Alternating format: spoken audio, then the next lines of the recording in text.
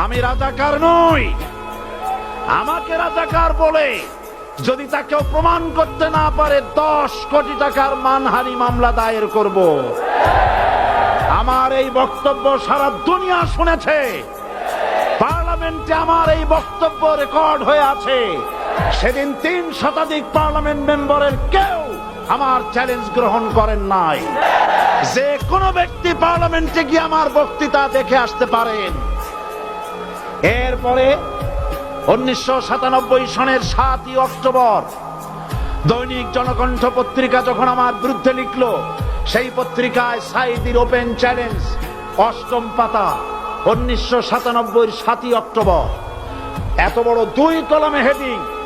সেখানে আমি বলেছি, বাংলাদেশের সকল সাংবাদিক, গোয়েন্দা বিভাগ, বাংলাদেশের সকল বুদ্ধিজীবীকে আমি আমার পিরোজপুরে আমন্ত্রণ করছি।